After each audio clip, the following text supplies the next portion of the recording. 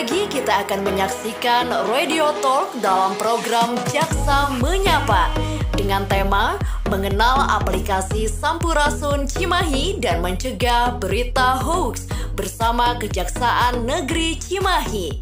Selamat menyaksikan.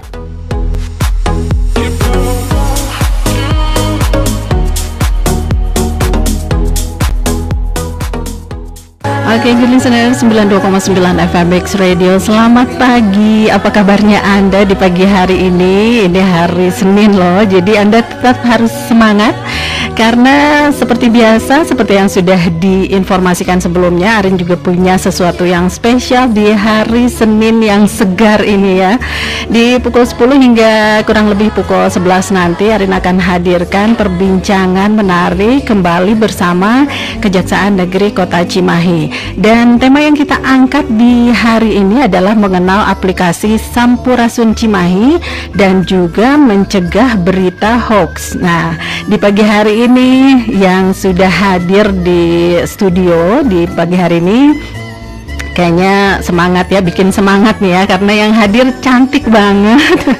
Dan juga ini pertama kalinya hadir di studio ya sepertinya Kepala Seksi Perdata dan juga Tata Usaha Negara Kejaksaan Negeri Kota Cimahi, yaitu Ibu Melur Kimaharandika SHMH. Selamat pagi.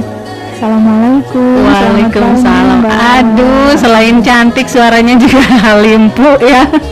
Selamat pagi dan sehat-sehat ya. Alhamdulillah sehat-sehat. Semoga semua pendengar Mix FM juga dalam keadaan sehat walafiat ya. Amin. Terima kasih. Kayaknya panggilnya jangan Bu Melur deh, Mbak Melur aja ya. Boleh. Alhamdulillah. Oke. Soalnya masih muda banget dan aduh fresh banget ya. Kemudian juga pagi hari ini kembali hadir sebagai Kepala Subseksi Intelijen Kejaksaan Negeri Kota Cimahi, kembali Pak Leonardo K. Da Silva SHMH. Selamat pagi. Pak Ardo kembali ya. Kembali lagi ya. Iya, jangan bosan ya. Karena iya, good listeners juga nunggu-nunggu nih Pak Ardo kapan gitu ya bisa talk show lagi di Mix Radio.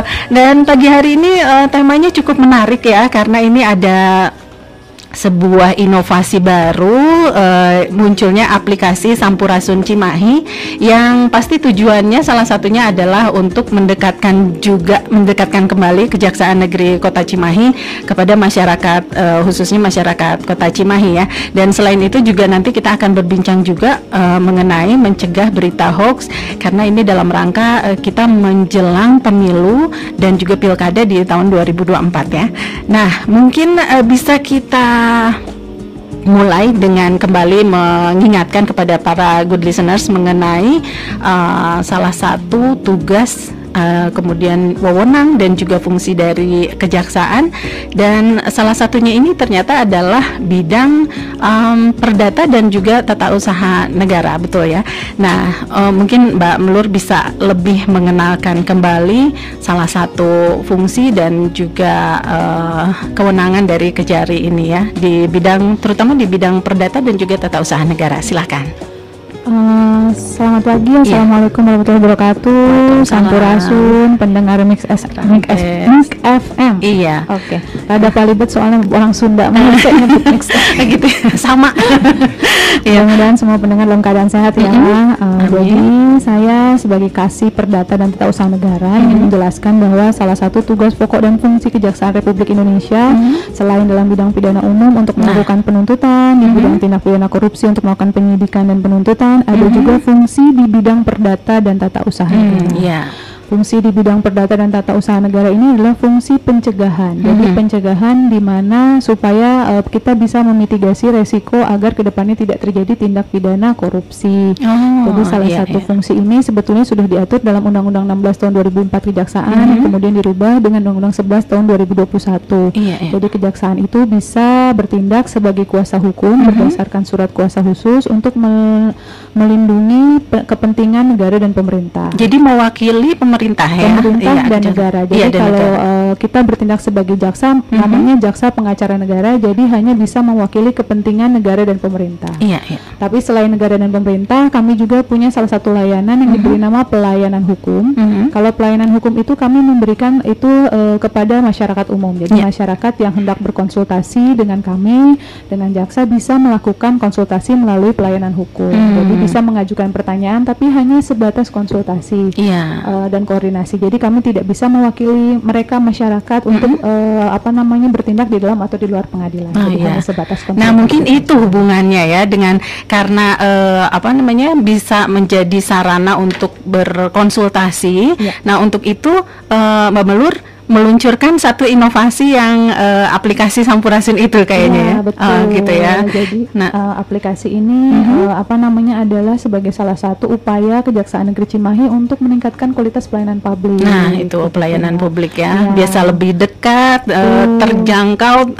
Apalagi aplikasinya ini bisa kita download melalui Play Store yang secara udah gratis. pasti. Nah, gratisnya itu. Gratis. Jadi daripada selama ini kan pelayanan hukum itu berjalan ketika orangnya datang ke kantor secara manual, harus langsung face to face. Sekarang itu untuk masyarakat kadang kadang orang males kan ke kantor kejaksaan, ngapain gitu ya. Kayaknya ada bau-bau hukumnya ngapain, atau mungkin dia tidak punya waktu misalnya. Jadi untuk memudahkan akses masyarakat terhadap pelayanan hukum, bisa mengakses melalui aplikasi Sampurasun Cimahi. Iya, bisa lebih mudah ya. Bisa lebih mudah seperti itu. Tapi ini kayak informasi data, kemudian juga si pelapor dan itunya tetap harus dilengkapi ya. Jadi kami itu salah satu asas Datun itu selain profesional adalah adanya kerahasiaan. Jadi untuk aplikasi Sampurasun Cimahi ini sudah menggunakan teknologi enkripsi, jadi end-to-end encryption, jadi tidak akan bisa terakses, tidak akan bocor oleh orang lain. Jadi satu orang itu hanya punya satu akun yang di dalamnya itu sudah disertai dengan email dan nomor handphone. Jadi pelayanan hukum kami berjalan antara kami dengan orang tersebut, jadi tidak akan bisa diakses oleh orang lain. Point to point ya. Point to point, karena sudah menggunakan teknologi enkripsi tadi. Seperti itu. Jadi jangan khawatir, kerahasiaannya juga tetap dijamin ya. Nah, kemudian kalau lihat dari tugas kemudian juga fungsi bidang, terutama bidang yang ditangani oleh Mbak Melur ini ya, bidang perdata dan juga tata usaha negara, ini ada selain bentuknya berupa pelayanan hukum gratis ya melalui aplikasi yang nanti akan lebih kita kenalkan lagi, mungkin ada kerjasama dengan pemerintah, terutama setempat ya, pemerintah Kota Cimahi, sebagai bentuk pelaksanaan atau tugas dan fungsi dari bidang yang ini ya, tata usaha negara ini. Seperti tadi yang saya jelaskan bahwa salah satu tugas pokok dan fungsi bidang Datun itu adalah memberikan pertimbangan hukum kepada negara atau pemerintah, bahkan kepada presiden kalau di dalam Undang-Undang 11/2001 kepada presiden, negara atau pemerintah. Jadi bentuk pertimbangan hukum itu tadi ada bantuan pertimbangan hukum itu ada pendampingan, ada pendapat hukum atau legal audit, atau bisa juga kami memberikan bantuan hukum seperti layaknya lawyer pada umumnya. Kami memberikan bantuan hukum untuk acara baik di pengadilan maupun di luar pengadilan, dengan tentunya dengan surat kuasa khusus. Kemudian kami juga ada tindakan hukum lain. Tindakan hukum lain itu seperti apa? Ketika kami diminta untuk menjadi seorang mediator atau konsiliator ketika ada permasalahan antara negara, institusi negara dengan institusi negara yang satu, misalnya antara Pemkot dengan PT KHI misalnya, sama-sama plat merah nih, ada permasalahan atau ada sengketa, maka kami bisa diminta untuk menjadi seorang mediator atau konsiliator dalam penyelesaian sengketa tersebut.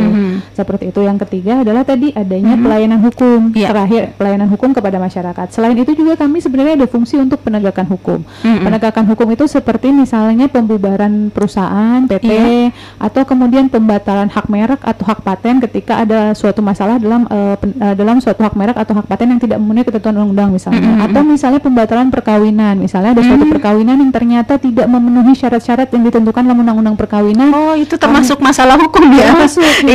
Kemudian kami bisa melakukan pembatalan atas perkawinan tersebut. Seperti itu. Gitu ya. Jadi bisa memberikan untuk pemerintah, untuk masyarakat juga, jadi kemana-mana ya. Kemana-mana kalau datun Iya. sebenarnya. Cuman kalau untuk masyarakat dibatasi bahwa kami tidak bisa bertindak untuk dan atas nama masyarakat, tidak Oh, bisa. gitu ya, Jadi kalau untuk iya. masyarakat kami hanya tadi Untuk perannya konsul. untuk konsultasi, membangun kesadaran hukum, memberikan pendapat seperti itu saja. Jadi tidak bisa kami mewakili masyarakat untuk bertindak di dalam dan di luar pengadilan, kami tidak bisa. Oh gitu ya. Seperti itu. Jadi ada batasan-batasan tertentu Betul. juga dari pelaksanaan tugas dan juga fungsi Ya, dari betul. bidang yang Ibu tangani ya. Ya. Nah, kalau mungkin boleh dikasih contoh juga ya pelayanan dari Kejaksaan Negeri Cimahi ini di bidang perdata dan juga tata usaha negara yang contohnya yang pernah dilakukan dengan Pemkot Cimahi misalnya ada bentuk-bentuk yang konkretnya gitu. Kalau dengan Pemkot, kami ada beberapa kerjasama. Selain dengan Pemkot, stakeholder kami itu ada BUMN atau BUMD, misalnya Oh iya, seperti BUMN ya. BPJS Iya, atau betul. BPJS Ketenagakerjaan atau BP Jamsostek ke BPJS Kesehatan. Kesehatan misalnya. ya. Kalau dengan Pemkot yang terbaru ini kami kemarin mengadakan bantuan hukum non litigasi dalam Apa bentuk itu? bantuan hukum non litigasi itu adalah bantuan hukum di luar pengadilan. Kalau litigasi itu kami beracara baik sebagai penggugat atau tergugat mewakili pemerintah di pengadilan. Kalau non litigasi itu adalah beracara di luar suatu bentuk bantuan hukum yang diberikan di luar pengadilan dalam rangka pemulihan aset atau atau dalam rangka penyelamatan keuangan negara. Oh iya. Jadi kalau dengan Bapenda ini yang baru minggu lalu kita jalankan. Nah, urusannya dengan uang negara Urusannya uangnya dengan pemerintah uang tuh Bapenda. Iya, jadi Iya. ada beberapa wajib pajak di Kota Cimahi ini, baik pajak bumi dan bangunan maupun pajak utama yang menunggak tunggakannya. Baik perorangan maupun Baik perorangan maupun badan perusahaan. usaha. Iya, badan Kalau usaha. kami bertindak untuk dan atas nama Bapenda Kota Cimahi. Iya, Bapenda. Jadi ketika mereka menunggak iuran itu misalnya sudah dilakukan tindakan-tindakan oleh Bapenda tapi tidak juga memenuhi kewajibannya. Akhirnya Bapenda mengajukan permohonan bantuan hukum non litigasi kepada kami. Jadi kami bertindak selaku wakil dari Bapenda memanggil mereka, memberitahukan Oh, bahwa yang sebelumnya pernah di ini ya? Iya, betul. jadi untuk memulihkan keuangan negara. Jadi Ya. kalau pajak-pajak yang nunggak itu kan tentunya potensi ya, Bu, Iya, potensi keuangan potensi. negara yang kalau dibiarkan akan menimbulkan kerugian negara di kemudian Betul. hari karena ada pendapatan yang harusnya negara terima Loss. tidak diterima. Iya, benar. Jadi seperti itu. Jadi kami memberitahukan, memberikan panggilan kepada mereka untuk datang, kemudian kami memberikan pemahaman bahwa ini loh kewajiban yang harus mereka Kewajiban, iya, bayarkan. betul. Akhirnya untuk tahun lalu sudah berhasil. Nah, tahun ini dimulai lagi, mudah-mudahan juga akan akan menghasilkan hasil yang positif seperti yang tahun sebelumnya. Iya. Soalnya kalau misalnya kita nggak panggil atau nggak melakukan tindakan ini ya untuk bisa mendapatkan kembali yang harusnya itu memang harus kewajiban ya dan harus dibayar, pemerintah juga repot ya.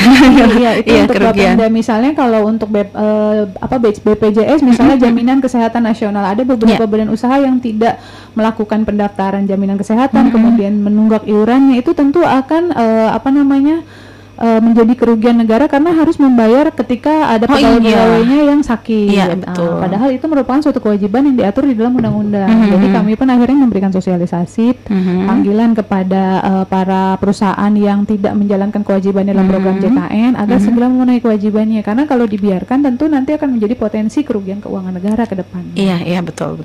Nah, kalau tadi mungkin bentuk pelayanan Kejari di bidang perdata dan juga tata usaha negara yang contohnya kerjasama dengan pemerintahnya. Nah, kini kita kenalkan yang tadi katanya kita akan angkat nih ya, aplikasi baru yaitu aplikasi Sampurasun yang ini sepertinya digagas dan juga dikeluarkan oleh Kejaksaan Negeri Kota Cimahi ya. Nah, kalau dari aplikasi Sampurasun ini sebenarnya bentuknya bagaimana, kemudian juga bisa kita akses melalui apa, silakan diterangkan. Jadi aplikasi Sampurasun ini merupakan suatu aplikasi yang saya ciptakan terkait dengan saya sedang mengikuti pendidikan dan pelatihan kepemimpinan pengawas. Jadi kalau dulu namanya Diklat PIM 4. Nah, jadi di dalam Diklat itu harus ada suatu aksi perubahan yang dirasakan nyata manfaatnya baik oleh stakeholder maupun oleh masyarakat. Akhirnya karena sekarang sedang zaman digitalisasi Iya, Bu ya. benar. Di mana-mana juga semuanya serba digital. Pengen dilakukan gampang dari rumah gitu ya melalui Jadi gadget. saya menanggapi fenomena tersebut, akhirnya saya menciptakan suatu aplikasi aplikasi yang saya beri nama Sampurasun Cimahi. Sampurasun Cimahi itu sebenarnya singkatan, kepanjangannya adalah gitu.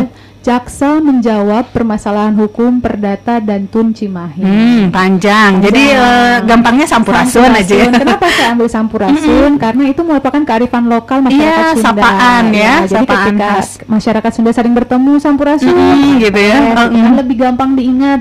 Dan itu pun sebagai bentuk salah satu wujud kecintaan atau bela negara saya sebagai ASN kepada produk-produk lokal. Maksudnya kearifan-kearifan lokal. Jadi saya kasih nama Sampurasun Cimahi. Mungkin di daerah lain juga ada misalnya inovasi yang diberi nama Sampurasun, cuman di belakangnya mungkin apa ya di bidang lain ya. Kalau ini khusus di bidang hukum, khusus di bidang perdata dan tata usaha negara, saya ciptakan aplikasi Sampurasun Cimahi tadi. Gitu ya. Nah, terus kita bisa mendapatkan aplikasi ini melalui apa? Jadi aplikasi ini sekarang sudah tersedia di Play Store. Untuk handphone yang berbasis Android dapat mengunduh aplikasi ini di Play Store secara gratis. Kemudian kalau memang ingin menggunakan layanannya bisa login atau daftar terlebih dahulu kalau memang belum punya akun. Tadi kan seperti saya bilang satu orang satu akun. Satu akun dan pakai nomor telepon dan email ya. Nama, nomor telepon, jenis kelamin dan email. Ada alamat juga. Gitu. Ada alamat juga. Jadi untuk sebagai base data kami ketika takutnya nanti ada orang lain yang mendaftar menggunakan nomor handphone yang sama tidak akan kami tindak lanjuti. Jadi si aplikasi itu sudah langsung otomatis mereject ketika ada yang mendaftar menggunakan. Jadi nggak mungkin akun bodong ya. Kayaknya harusnya nggak mungkin ya. Nggak mungkin ya. Secara ini sudah masing-masing satu orang satu akun satu nomor handphone. Iya betul.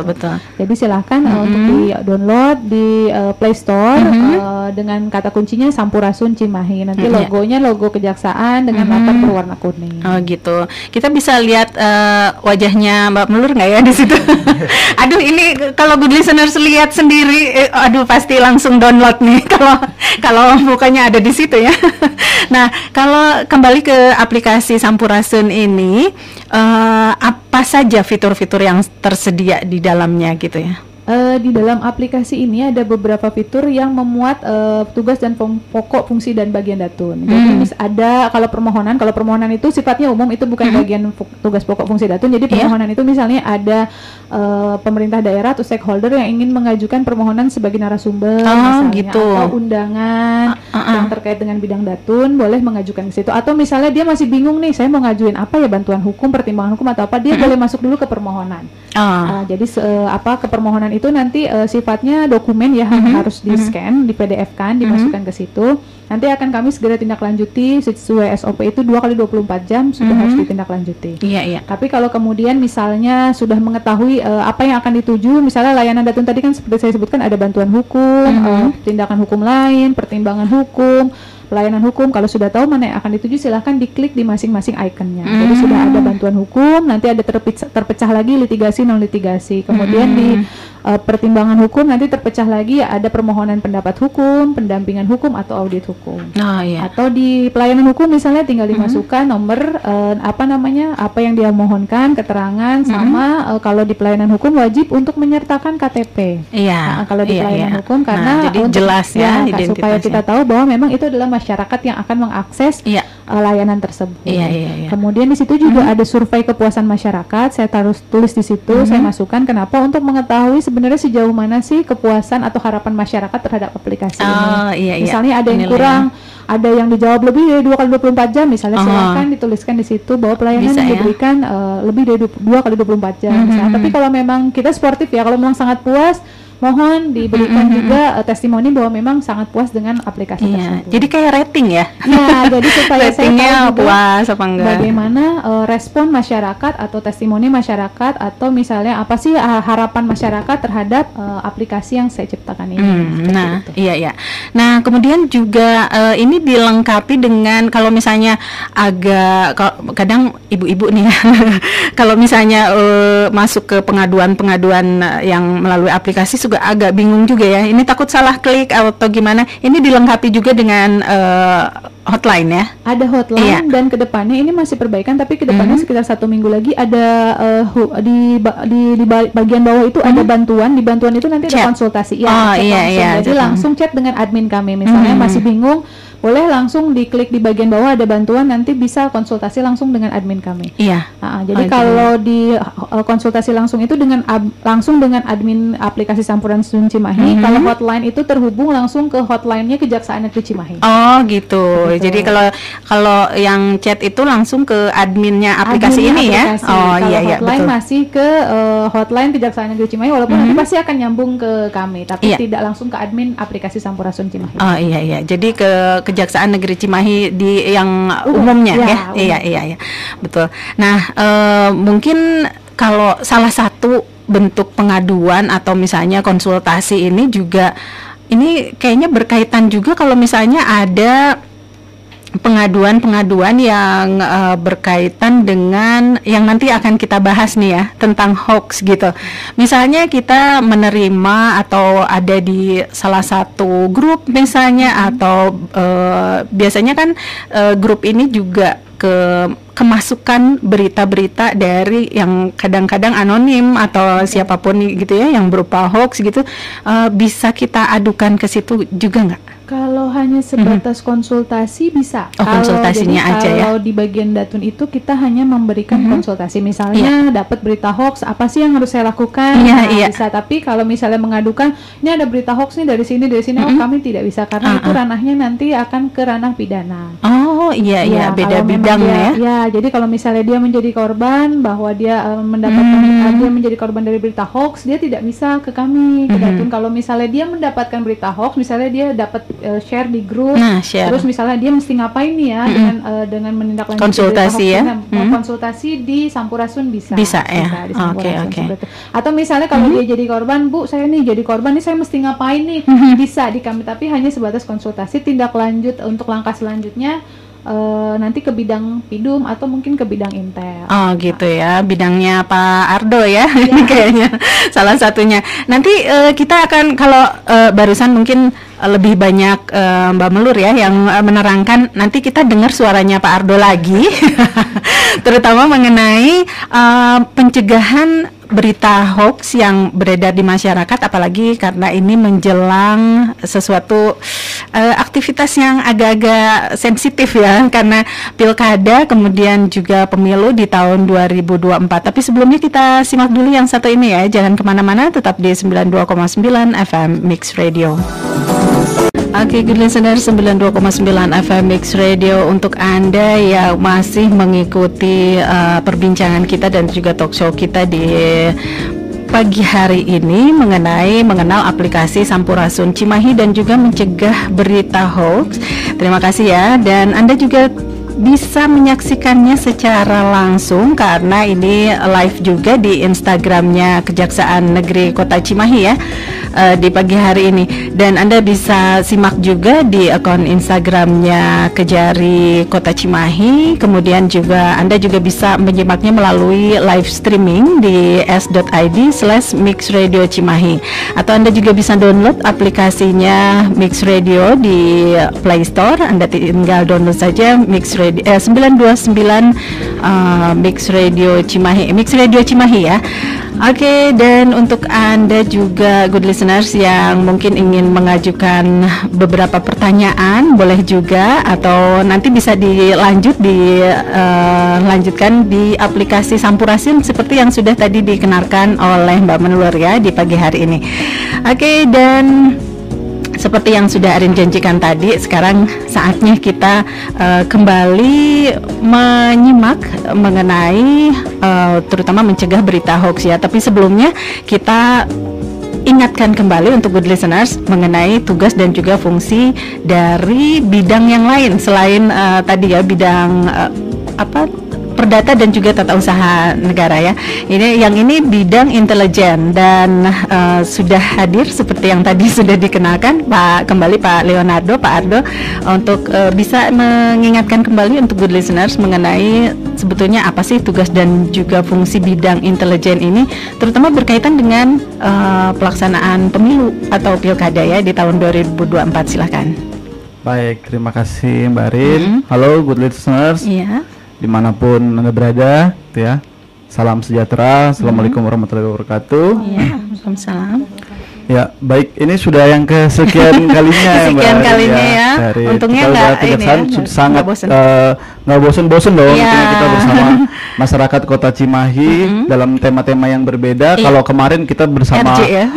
Pak Kajari Iya. membahas tentang tema RJ, dan sebelumnya juga bersama pihak Bapenda gitu ya, Iya, Bu, ya. betul. Ada pembayaran. Nah, itu adalah produk Tentang dari produk. Bu Melur sendiri selaku Oh, Kasidatun di Kota iya. Cimahi.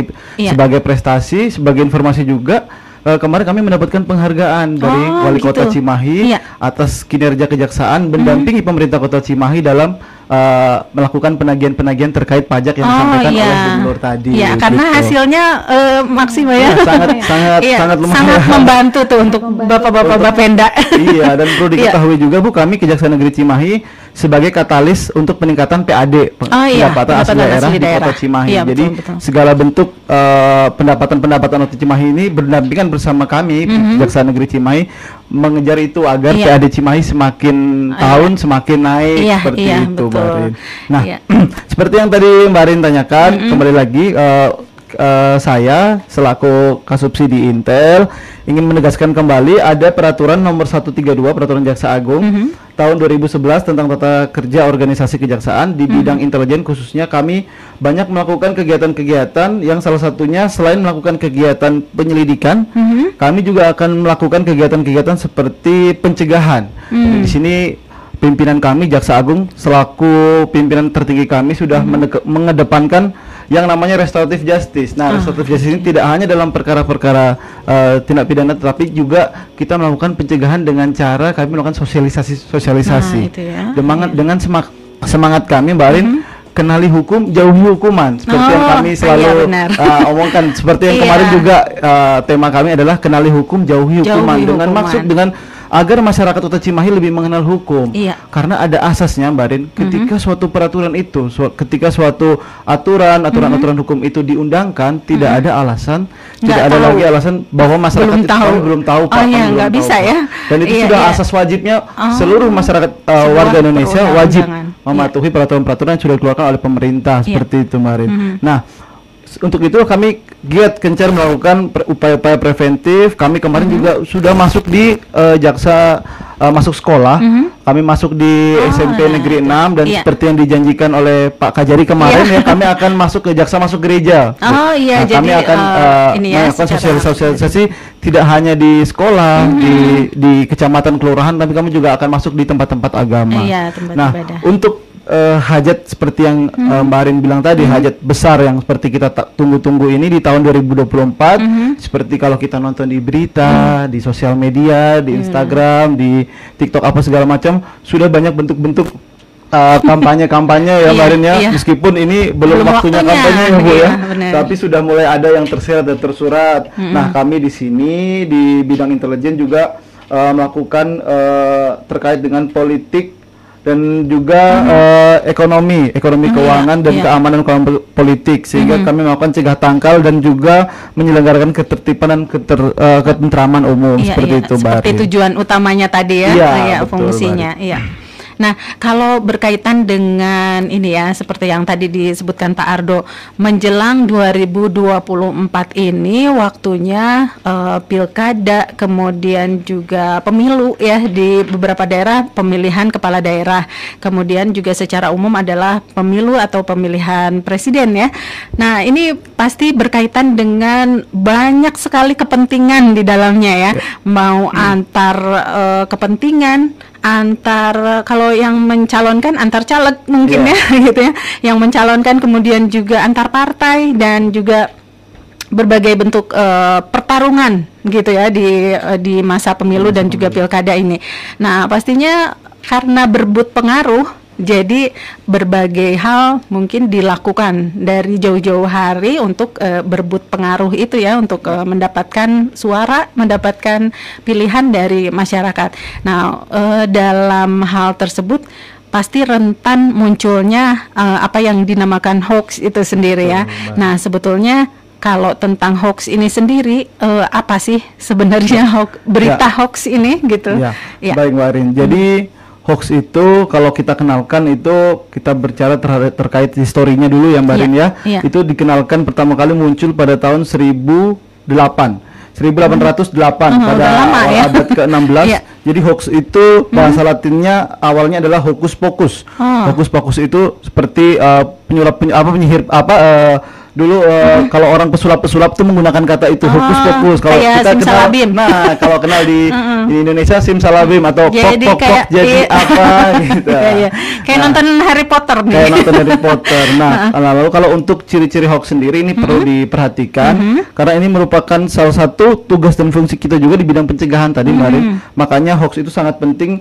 Ciri-ciri berita hoax yang perlu good listeners ketahui yaitu berita hoax itu dapat mengakibatkan kecemasan, permusuhan, kebencian. Itu berita hoax itu udah pasti itu ada unsur-unsurnya mengakibatkan kecemasan, permusuhan, kebencian. Dan juga kalau berita hoax itu biasanya judul dan kalimatnya itu cenderung lebih provokatif atau dengan sumber beritanya tidak jelas. Kalau kita lihat nih kok ada situs-situs yang saya rasa kok ini saya nggak pernah lihat situsnya ini ya Mbak ya. Kadang ada berita apa namanya 1, 2, 3 berita ini ada 5, 4, 5, 6 kok jadi banyak nama-nama yang tidak kenal memberikan berita-berita yang sumbernya saja sudah tidak jelas. Jadi sudah patut kita curigai dan kita waspadai. Lalu juga ada pemberitaannya tidak berimbang, cenderung menyudutkan ke pihak tertentu. Nah, ini kalau di memasuki politik ini biasanya banyak yang seperti itu, Mbak Rin. Jadi ada yang seperti yang Mbak Rin bilang tanda kutip tadi ya, menyudutkan pihak tertentu, beritanya tidak imbang. Kok beritanya lebih condong kepada yang pihak yang satu sedangkan pihak sebelahnya tidak.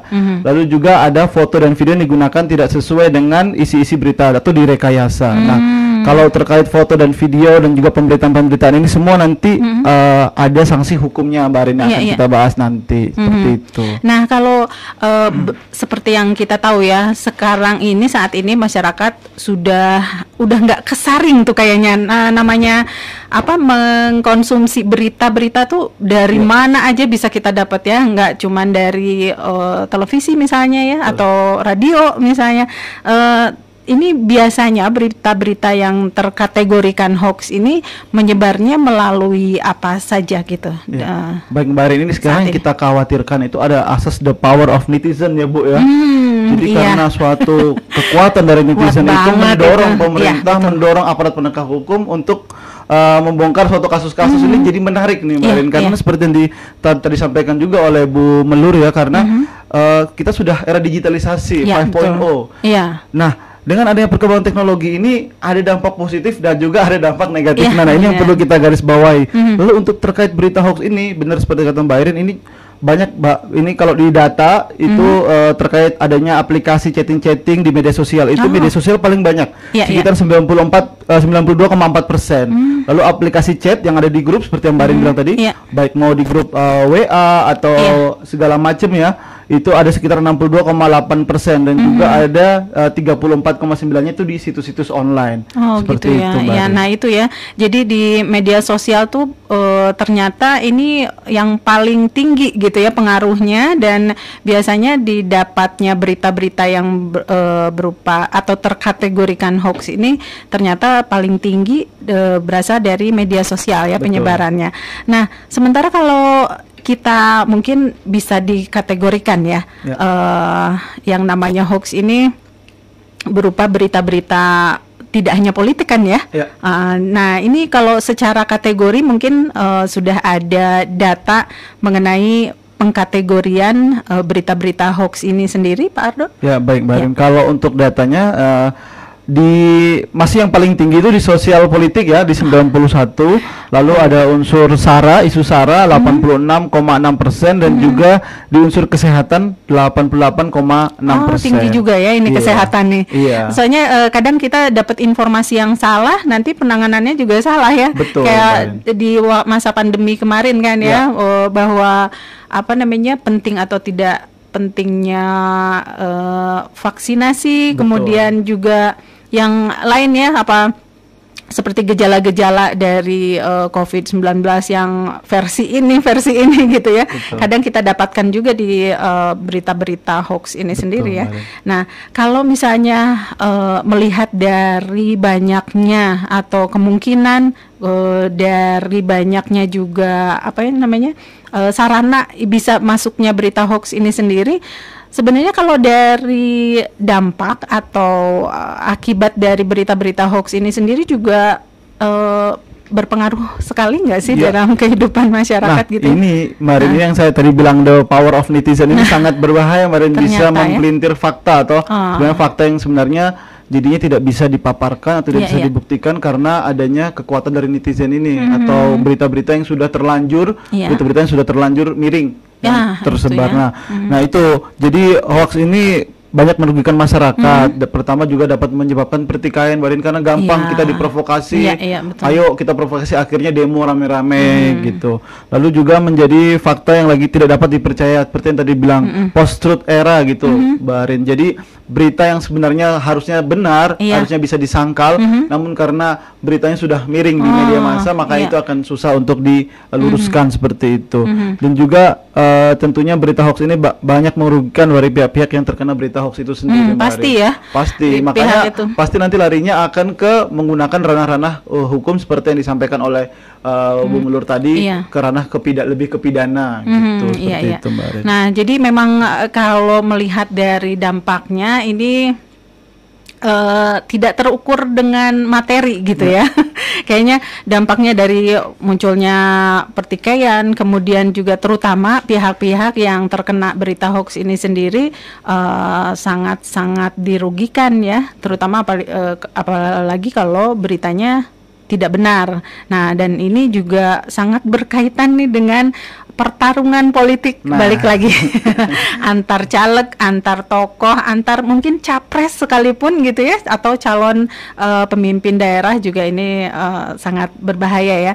Nanti mungkin kita bisa lanjut lagi gali lebih jauh mengenai apa sih sebetulnya memang sudah diatur melalui peraturan perundang-undangankah mengenai hoax ini sendiri, dan kemudian melihat atau menyambut pemilu di 2024, adakah potensi-potensi yang mungkin cukup rawan ya di menjelang pemilu 2024 ini. Tapi sebelumnya kita sekali lagi jeda sejenak, jangan kemana-mana, tetap di 92,9 FM Mix Radio. 92,9 FM Mix Radio, good listeners, kita masih ada di perbincangan yang cukup menarik meskipun ini agak sedikit sensitif ya, karena temanya kali ini adalah mengenal aplikasi Sampurasun Cimahi yang sudah tadi disampaikan oleh Kasih Datun dari Kejari Cimahi, Ibu Melur Kimaharandika SHMH, dan juga sudah dijelaskan sedikit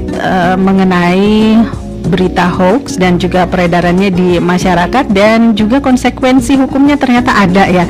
Tadi sudah sedikit dijelaskan oleh Pak Leonardo Kadal Silva SHMH dari Kejari Cimahi juga. Nah, di saat ini mungkin kita ingin tahu juga apakah betul namanya berita hoax ini juga sudah diatur ternyata melalui peraturan hukum atau perundang-undangan. Nah, ini boleh dijelaskan nih Pak Ardo kembali atau sama Mbak Melur nih, silahkan. Oke, terkait dengan berita hoax ini ya, memang sekarang itu lagi zamannya digitalisasi, tapi tadi seperti Pak Ardo bilang ada positifnya, ada juga negatifnya. Iya betul. Jadi hashtagnya kali ini adalah bijaklah bermedia sosial. Itu ya. Jadi kalau dulu mulutmu harimaumu, sekarang tidak lagi mulutmu harimaumu, tapi jarimu harimaumu. Iya, benar. Jadi memang harus lebih bijak dalam bermedia sosial karena apapun langkah yang kita lakukan di media sosial tentu ada batasan-batasan yang tidak boleh dilanggar. Ada beberapa ketentuan hukum yang mengatur tentang etika bermedia sosial atau aturan-aturan yang memiliki dampak pidana terhadap apa yang kita lakukan di media sosial. Yang pertama itu sebenarnya untuk terkait dengan hoax ini dulu sebelum zaman digitalisasi, hoax ini sebenarnya sudah ada dari zaman ketika kita masih melakukan semuanya secara manual. Dari zaman Belanda pun Kitab Undang-Undang Hukum Pidana kita yang sekarang berlaku, yang diadopsi dari Kitab Undang-Undang Hukum Pidana Belanda sudah mengatur terkait hal ini. Jadi jauh sebelum masa digitalisasi hoax ini sudah ada sebetulnya. Udah ada ya. Diatur di dalam pasal 310 Kitab Undang-Undang Hukum Pidana dan pasal 311. Kalau pasal 310 itu mengatur tentang pencemaran nama baik, baik secara lisan maupun tertulis ketika seseorang misalnya menyebarkan sesuatu berita yang tidak benar mengenai seseorang, mengenai sesuatu hal atau mengenai seseorang. Kemudian pasal 311 adalah ketika kemudian dia diminta untuk membuktikan terkait apa yang dia katakan atau apa yang dia sebarkan, dia tidak bisa membuktikannya, maka itu akan menjadi sebuah fitnah. Nah, itulah yang diatur dalam pasal 311 KUHP. Jadi 310 itu terkait dengan pencemaran nama baiknya, 311 itu tentang fitnah. Kemudian di masa-masa sekarang, di era digital, karena KUHP itu dianggap tidak mampu lagi untuk untuk mencakup perbuatan-perbuatan yang dilakukan dengan sarana media sosial atau dengan sarana teknologi informasi, akhirnya pemerintah Indonesia pada tahun 2008 mengeluarkan Undang-Undang Nomor 11 tahun 2008 tentang ITE, Informasi dan Transaksi Elektronik. Yang kemudian dalam perkembangannya Undang-Undang 11 2008 juga kemudian dianggap tidak sesuai lagi dengan perkembangan zaman, yang kemudian akhirnya direvisi kembali dengan Undang-Undang Nomor tahun 2016 tentang perubahan atas Undang-Undang 11 2008 tentang ITE. Jadi di dalam ini udah ada dari dulu ya, kalau udah 2008 ya, padahal boomingnya banget itu saling hoax dan sebagainya 2000 belasan ke sini ya. Tapi mungkin sebenarnya dari dulu, kalau dulu mungkin tidak sebanyak sekarang pengguna media sosial ya. Kalau sekarang kan memang media sosial ini udah banyak diakses, bahkan anak-anak juga sudah bisa mengakses media sosial, sehingga akhirnya dianggap pasal Undang-Undang 11 2008 itu kemudian menjadi tidak sesuai lagi, akhirnya diperbaharui tadi di tahun 2016. Kemudian di tahun sekarang pun sudah ada lagi wacana terkait dengan revisi terhadap Undang-Undang ITE, karena ada beberapa pakar-pakar hukum kemudian masyarakat yang mengkritisi terhadap beberapa ketentuan pasal yang ada di dalam Undang-Undang Nomor 2016 tadi. Karena mungkin ada beberapa hal yang tidak tercover dengan itu, jadi disempurnakan lagi gitu ya, kembali. Peraturan perundang-undangan. Hukum itu tidak sifatnya kan tidak statis ya, dia dinamis. Enggak kaku ya. Ngikutin perkembangan masyarakat. Hukum itu tumbuh dan berkembang bersama masyarakat. Jadi itulah makanya setiap peraturan perundang-undangan itu selalu ada amandemen, kemudian selalu ada revisinya untuk mengikuti dengan perkembangan masyarakat. Iya betul. Nah, kalau kita ngeri juga ya, karena ini selain berebut pengaruh, terus juga apalagi kalau beritanya nggak benar, dampaknya ternyata kemana-mana gitu ya, tidak hanya untuk orang, mungkin juga organisasi atau partai gitu ya, bisa terkena berita hoax ini sendiri ya. Jadi kalau dulu namanya fitnah gitu ya, kalau sekarang mungkin hoax, berita yang nggak benar. Nah, kalau mungkin ada tipsnya untuk kita bisa mencegah dari dampak hoax yang sebegitu rumitnya ternyata gitu, bagaimana tuh cara mencegah dari dampak hoax ini sendiri? Boleh dijelaskan? Kalau mencegah dampak hoax itu adalah pertama, jadilah seorang pengguna media sosial yang bijak dan pintar tadi. Itu ya, bijaklah bermedsos. Ya, bijaklah bermedsos. Jadi kalau misalnya kita dapat kiriman berita, misalnya link berita atau apa, kita cermati dulu, lihat dulu ini judulnya ini provokatif atau enggak.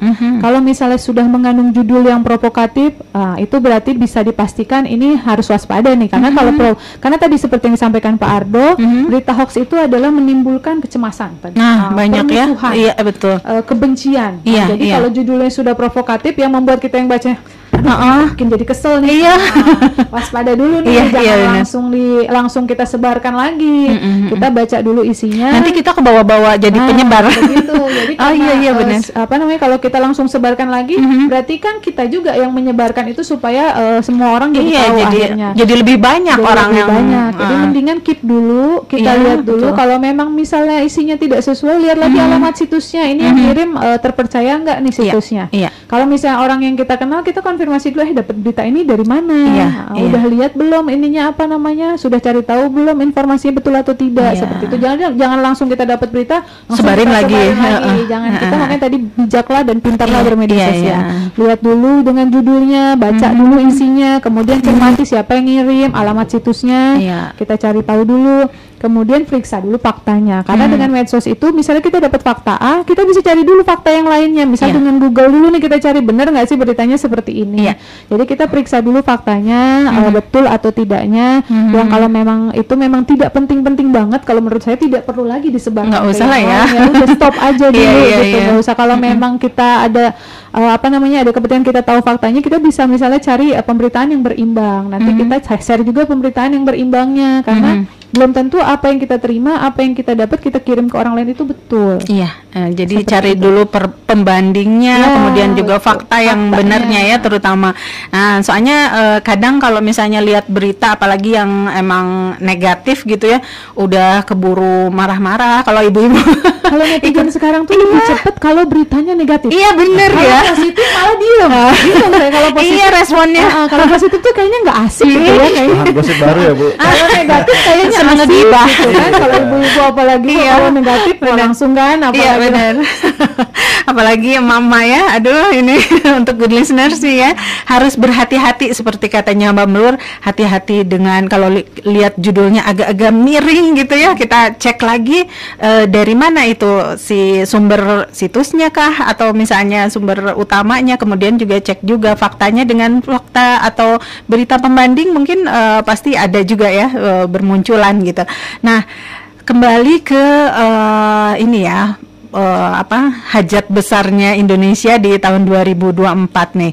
Nah, kalau melihat tadi berita hoax ini juga ternyata gampang menyebar, kemudian juga di berbagai berbagai kategori gitu ya, dan salah satunya ternyata yang paling besar adalah mengenai isu sosial politik ya, tadi kata Pak Ardo. Nah ini kalau lihat pemilu 2024 ini ada potensi yang rawan untuk kita cegah nggak sih terutama di pemberitaan hoax ini sendiri, Pak Ardo silahkan. Ya baik Mbak Arin gitu. Jadi untuk itu tadi seperti yang saya sampaikan ya, memang untuk hajat besar pemilu ini kita wajib memperhatikan terkait adanya penyebaran berita hoax ini. Nah ini kaitannya nanti ke mulainya untuk kampanye pemilu seperti itu, karena kan memang ini belum dimulai ya, tapi udah the game-nya belum Iya. harusnya. Jadi makanya banyak pelanggaran seperti ada pemasangan pamflet. Iya. Nah, itu seperti itu biasanya yang bisa menindak tuh hanya dengan Perda Kota Cimahi, yaitu penindak Perda itu Satpol PP Bu Arin. Iya, Jadi iya. masih belum bisa masuk ke ranah tindak pidana pemilu karena terkait tindak pidana pemilu ini seperti yang tadi kita katakan ini belum mulai rule of the Iya, game-nya, belum Mbak Arin. mulai. Jadi Jadi yang pada curi start itu sebenarnya udah bisa ditindak juga ya Nah, kerjasama iya. dengan Satpol PP misalnya. makanya seperti kalau misalnya kita lihat kayak di Cimahi itu di jembatan Cimindi naik ke atas itu kan udah mulai itu mulai ada tuh. pelang-pelangnya, ada Iya, gambar-gambar. benar-benar. Nah, itu sebenarnya yang bisa menindak itu, yang menurunkan benda itu banyakan Satpol PP Mbak Arin. Iya, Makanya iya. kalau kita jalan-jalan nih di Kota Cimahi banyak misalnya pagi-pagi atau malam-malam ada Satpol PP yang nurunin Iya, teman-teman Satpol iya. PP itu. Nah, itu memang sebenarnya masuknya ke ranah pemilu Mbak Arin, tapi karena belum mulai rule of the game-nya, Iya, belum mulai ya, untuk ini pemilunya, makanya masih penindakan Perda Iya. situ. Nah, untuk penyebaran hoax sendiri seperti yang tadi telah disampaikan juga sama Bu Melur, juga digaris bawahi juga oleh Mbak Arin, memang berbijaklah kita untuk bermedia sosial, apalagi sangat unsurnya sangat-sangat seperti yang kita ketahui, misalnya seperti dengan politik identitas, Mbak Arin. Apa tuh? Politik identitas itu menggunakan unsur-unsur sara agama, ras, iya, suku iya, benar. untuk menyudutkan atau Menyerang, ya. menyerang, dan juga dia bisa menaikkan ininya, iya. kredibilitasnya. Jadi menggunakan sarana-sarana, apalagi hoax ini sangat gampang untuk digunakan Iya. sebagai unsur untuk seperti itu, Iya, Mbak Arin. menyerang ya. Jadi Politik dari identitas. Iya. Kemudian ada yang lain mungkin dari yang berpotensi untuk menjadi hal-hal yang harus kita waspadai gitu di masa pemilu 2024 ini. Ada mungkin ada biasanya ada yang potensi untuk menyudutkan seseorang tuh dibilangnya black campaign ya. Nah itu dicari salah satu yang seperti tadi disebutkan, Ya. identitasnya seseorang itu, nah dicari kelemahannya kemudian disudutkan dari hal tersebut, mungkin Ya. bisa juga ya. Oke, dicoba. black campaign ya, black campaign di sosmed. Nah, itu juga perlu diperhatikan oleh good listeners. Black campaign di sosmed ini kembali lagi ke berita hoax ini, dia irisannya sangat tipis sebenarnya, Mbak. Iya, iya. Jadi kita makanya tadi betul Mbak Irin bilang ini unsurnya sangat sensitif karena memang berita hoax ini nanti bagaimana kita menguji kebenarannya itu, kebenaran berita hoax itu. Apakah pemberitaan yang dilakukan secara digital ini telah benar atau tidak? Apakah ini masuk ke unsur sara, unsur politik? Apalagi kita sedang menghadapi kampanye di 2024 nanti ini sudah mulai gencar-gencarnya seperti yang Mbak Irin bilang tadi, ada serangan-serangan tertentu. Sehingga perlu diperhatikan bahwa good listeners juga sebagai pengguna sosial media yang bijak, kita harus lebih berhati-hati untuk menggunakan sosial media. Dan lakukan lagi cek and recheck seperti katanya Mbak Melur tadi dari sumbernya, kemudian faktanya ya, kita jangan main sebar aja gitu ya. Nah, kalau berkaitan dengan tadi karena masa kampanye ternyata belum mulai, tapi ternyata juga udah banyak yang curi start gitu ya, dan ternyata yang bisa menindak itu salah satunya kerjasama dengan seperti Satpol PP dan sebagainya ya. Kemudian kita juga kenal dengan yang dinamakan istilah Gakumdu ini ya, penegakan hukum terpadu. Ini antara Bawaslu, kepolisian dan juga kejaksaan. Iya. Nah, boleh diterangkan mengenai ini ya, peran kerjasama antara tiga bidang ini, tiga lembaga ini. Good listeners, jadi ada yang seperti yang dikatakan dari Mbak Irin tadi, ada yang namanya Gakumdu, sentra Gakumdu. Nah, ini sentra Gakumdu ini dasarnya yaitu pasal 22E ayat 5 Undang-Undang Nomor 1945 gitu ya. Nah, jadi kami selama ini sudah melakukan kerjasama dari kepolisian, dari kejaksaan, sama Bawaslu sendiri. Kebetulan kantor Bawaslu itu kalau teman-teman di dekat Pasar Atas, di dekat Pegadaian, di perempatan, dia di Cimahi, Bawaslu Kota Cimahi. Nah, mereka juga udah mulai menerima laporan-laporan Mbak Irin, karena sekarang udah mulai pendaftaran ya terkait pemilu ini, udah mulai pendaftaran. Makanya kan banyak ada yang mengumpulkan KTP itu, kadang ada yang dipalsukan KTP-nya dan sebagainya, udah mulai banyak yang melapor. Karena kami juga kejaksaan dan kepolisian dalam hal ini masuk dalam Gakumdu ini bersama-sama dengan Bawaslu.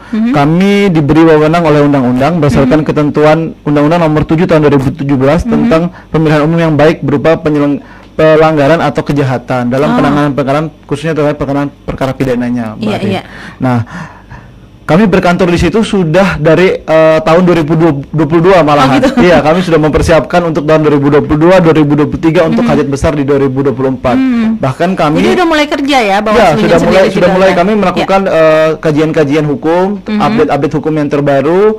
Per Bawaslu kami mungkin ada tambahan-tambahan kami masukkan dari pihak kejaksaan dan kepolisian, karena agak unik nanti ini Mbak Irin, karena bedanya undang-undang tindak pidana pemilu ini dengan tindak pidana umum biasa, misalnya perkara pencurian, itu waktunya sangat panjang. Sedangkan tindak pidana pemilu ini diatur di undang-undang pemilu ini hanya sangat singkat. 14 hari kita sudah harus menentukan sikap apakah perkara ini harus dinaikkan atau tidak. Jadi karena waktunya sangat singkat mengenai pemilu ini ya. Biasanya kami, kalau saya tahun pemilihan yang kemarin itu, yang Presiden Jokowi itu sempat sampai hampir tidur di Bawaslu. Makanya kami berdoa semoga di Kota Cimahi tidak ada perkara pindah pemilu yang mengharuskan kita harus deadline-nya sangat mepet. Jadi kami ada beberapa pertemuan itu yang kami makanya kami disediakan tempat juga di Bawaslu itu, Mbak Irin. Jadi kami berkantor di sana nanti. Karena itu kerjasamanya Bawaslu, kepolisian, kemudian kejaksaan. Nah, kalau kepolisian dan kejaksaan ini penegak hukum ya, seperti kita tahu ya. Pasti, Mbak. Ya. Nah, kalau mengenai kembali ke tadi tindak pidana pemilu. Nah, kalau misalnya ada dilakukan tindak pidana pemilu, sebetulnya proses atau tahapan dilakukannya tindakan penanganan ya dari perkara tindak pidana pemilu itu, tahapannya bagaimana sih dari mulai pelaporan sampai ke ditindak itu? Boleh. Baik, Mbak Irin. Jadi untuk penanganan perkara ini, kemudian nanti ya Mbak Irin ya, di hajat kita nanti 2024 itu biasanya laporan dari Bawaslu ini oleh Bawaslu itu akan didampingi oleh penyidik, dalam hal ini teman-teman di Polri dan kami selaku jaksa penuntut umum. Nanti dilakukan klarifikasi terlebih dahulu terhadap pelapor dan saksi itu. Nah, nanti kami panggil Mbak Irin terkait kebenaran laporan. Seperti yang kita ketahui kan, kita ada asasnya siapa yang mendalilkan dia yang membuktikan. Oh gitu. Jadi kita tidak boleh sembarangan berbicara seperti nggak bisa sembarangan lapor. Iya, nggak bisa sembarangan lapor. Harus Jadi bisa siapa dibuktiin, yang mendalilkan dia membuktiin. Makanya gitu. tadi di inskripsi juga di aplikasi Sampurasun seperti yang katakan Bu Mlur tadi, karena memang tidak boleh ada laporan-laporan ganda atau orang yang misalnya nggak jelas, dia nggak jelas, tapi dia beberapa kali melakukan pelaporan. Nah, makanya itu kami melakukan verifikasi ya. Hari ini ada pelapor dan juga saksi. Lalu nanti adanya penyelidikan di surat tugas dari Bawaslu. Lalu kami melakukan pembahasan 1 kali 24 jam setelah laporan ini diterima. Setelah kami konfirmasi tadi, maka 1 kali 24 jam laporan diterima. Lalu nanti ada pertemuan, 2 kali pertemuan di mana di situ kami duduk bersama. Itu yang seperti saya bilang Barin, sampai malam kalau di tahun yang waktu Jokowi itu sampai malam begadang. Jadi dari pulang kantor singgah lagi itu begadang, apakah ini suatu laporan tindak pidana pemilu ini Barin, apakah ini dapat unsurnya masuk, karena kan harus 2 alat bukti itu, unsurnya masuk atau tidak dan bisa dinaikkan perkara ini, karena nanti akan tahapnya cepat. Jadi dalam waktu 14 hari seperti yang saya bilang tadi Mbak Rin, itu kita harus sudah menyiapkan semua, sehingga ketika sudah selesai di penyelidikan dapat langsung naik ke penyidikan dan dapat di tahap 2 kan, lalu nanti kami dapat menyidangkan perkara itu. Seperti itu Mbak Rin. Nah, berhubungan dengan waktu yang sangat pendek ini ya, jadi memang tahapan-tahapannya juga harus dilakukan dengan cepat gitu ya. Nah, berkaitan dengan tindak pidana pemilu khusus ya. Nah, jadi boleh diinformasikan sekali lagi kalau untuk layanan posko di Kejaksaan untuk khusus untuk pemilu 2024 ini ada di mana? Untuk pemilu ada layanan posko pemilu 2024 Kejaksaan selain di Bawaslu seperti yang saya bilang tadi, di Pasar Atas, dapat juga melapor ke posko pemilu Kejaksaan di Kejaksaan Negeri kami di Jalan Sangkuriang begitu Bu Arin. Nah, itu ada posko pemilu 2024. Tapi apabila si pelapor mau melaporkan juga ke kepolisian, pasti juga ada teman-teman kepolisian juga ada posko pemilunya di kepolisian itu setempat. Jadi ada beberapa posko ya di Bawaslu-nya itu sendiri untuk dan juga di Kejaksaan, dan juga di kepolisian ada. Jadi untuk Anda yang mungkin punya sesuatu yang ingin dilaporkan, Anda bisa menghubungi posko-posko yang tadi disebutkan, bisa di Bawaslu-nya itu sendiri, kemudian juga di kantor Kejaksaan di Jalan Sangkuriang ya. Oke, dan sepertinya perbincangan kita cukup menarik meskipun sensitif, agak-agak aduh gimana ya nyanyinya gitu ya. Tapi yang paling menarik nih inovasi yang tadi dibuat oleh Mbak Melur nih ya di aplikasi Sampurasun ini yang sudah mulai bisa digunakan, sudah responnya juga sudah ada adminnya yang bersedia. Ini jam kerja saja atau gimana aplikasinya? Kalau untuk konsultasi bisa dilakukan kapan saja, cuman mungkin dijawabnya kembali ke jam kerja. Responnya misalnya melakukan konsultasi pertanyaan atau pelayanan hukumnya misalnya di hari Minggu, kemudian mungkin dijawabnya akan di hari Senin, Senin ketika jam kerja dimulai.